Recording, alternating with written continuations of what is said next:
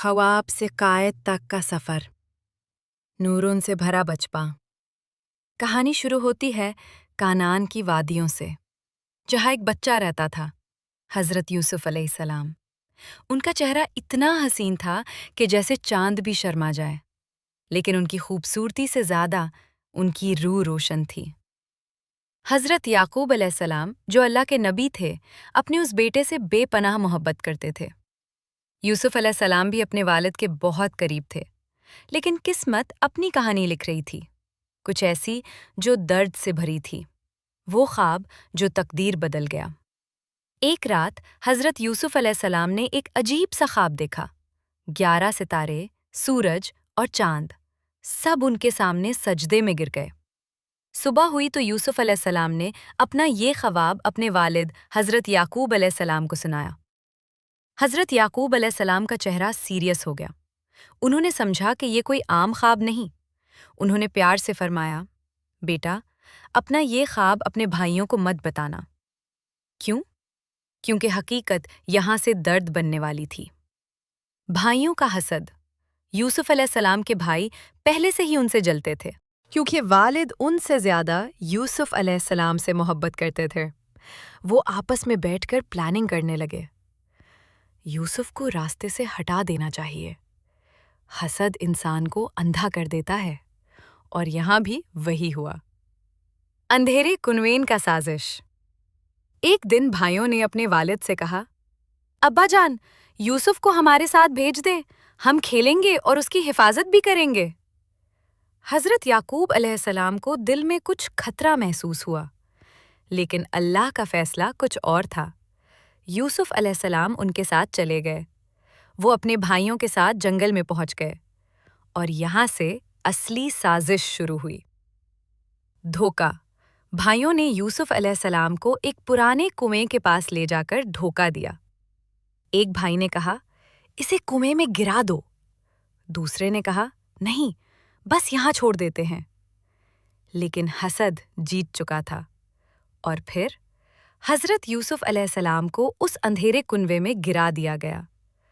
अकेला अंधेरा सोचो, एक नन्हा बच्चा, अंधेरा कुनवा, ऊपर से भाइयों का धोखा। लेकिन हज़रत यूसुफ अलैहिस्सलाम ने शिकवा नहीं किया। वो सिर्फ अल्लाह पर भरोसा करते रहे। अंधेरा इतना गहरा था कि रोशनी का नाम तक नहीं था, लेकिन अल्लाह की रहमत अंधेरों में भी साथ होती है। झूठी कहानी। भाई वापस आए और अपने वालिद के सामने झूठी कहानी बनाई। यूसुफ को भेदिया खा गया, और उन्होंने यूसुफ अलैहिस्सलाम की कम्स पर झूठा खून लगाकर दिखाया।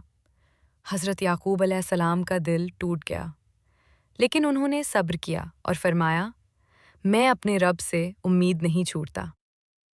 End of part 1। हज़रत यूसुफ अलैहिस्सलाम का सफ़र अभी शुरू हुआ है। कुनैन की अंधेरों से लेकर बादशाही तक का सफ़र अभी बाकी है। पार्ट 2 में क्या होगा? हज़रत यूसुफ अलैहिस्सलाम का काफ़िला उन्हें कुएं से निकलता है। मिस्र की मार्केट में उनकी बकरी अजीज़े मिस्र का घर, जुन और नया इम्तिहान। कुएं से बाजार तक का सफ़र। अंधेरा कुआं, अल्लाह की कुदरत। हज़रत यूसुफ अलैहिस्सलाम उस अंधेरे कुएं में थे। ठंडी मिट्टी, गहरे अंधेरे और अकेलापन। लेकिन उनके दिल में एक चीज़ रोशन थी, अल्लाह पर यकीन। वो रो रो कर शिकवा नहीं कर रहे थे, बल्कि सब्र के साथ दुआ कर रहे थे। या अल्लाह, तू मुझे कभी अकेला नहीं छोड़ता। और यहाँ से एक नई सुबह लिखी जा रही थी।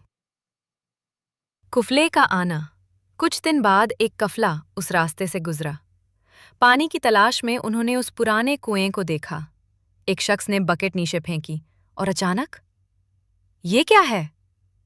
एक नूरानी चेहरा पानी के साथ ऊपर आ रहा था। हज़रत यूसुफ अलैहिस्सलाम कुएं से निकल आए।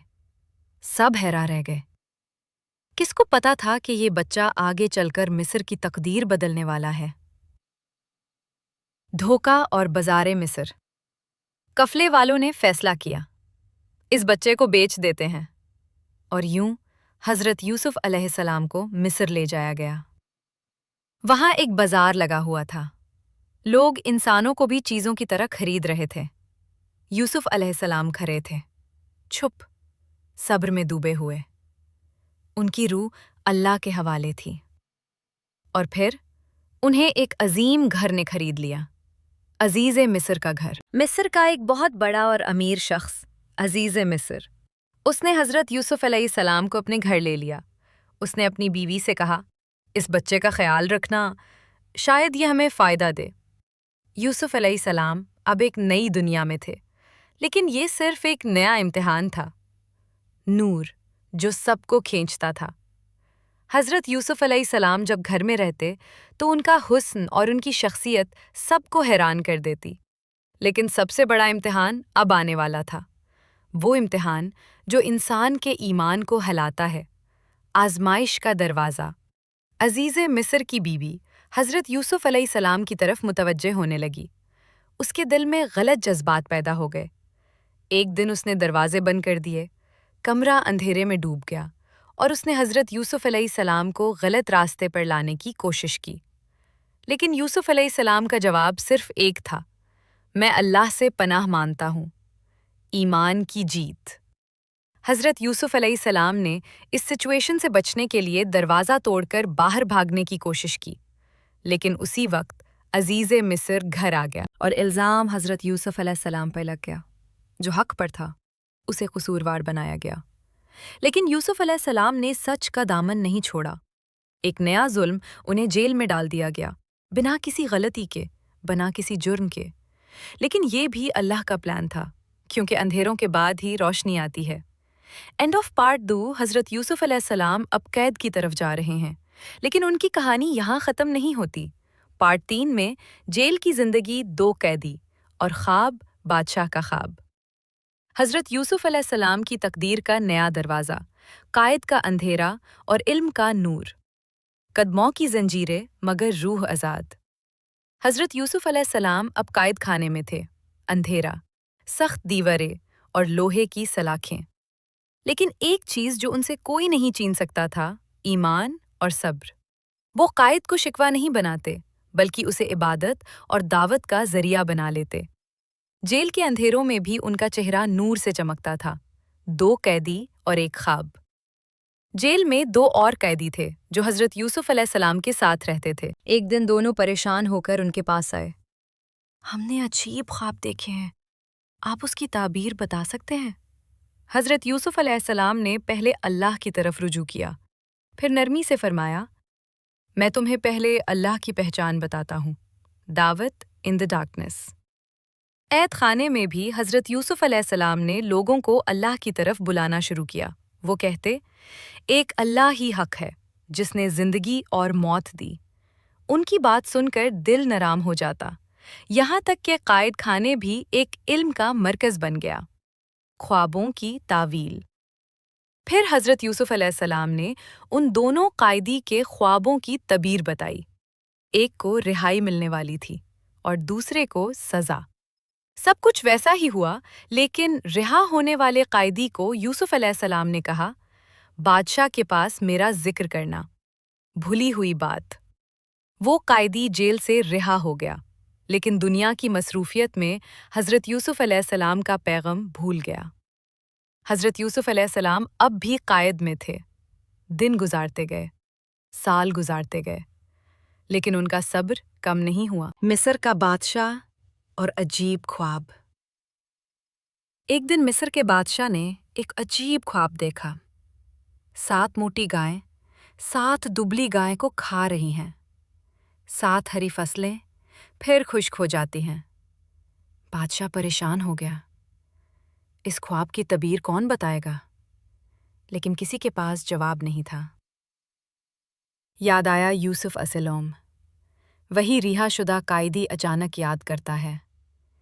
ایک شخص ہے، یوسف، وہ خوابوں کی صحیح تعبیر کرتا ہے۔ اسے فوراً بلایا گیا۔ حضرت یوسف اب بھی قید میں تھے، لیکن اب وقت بدل رہا تھا۔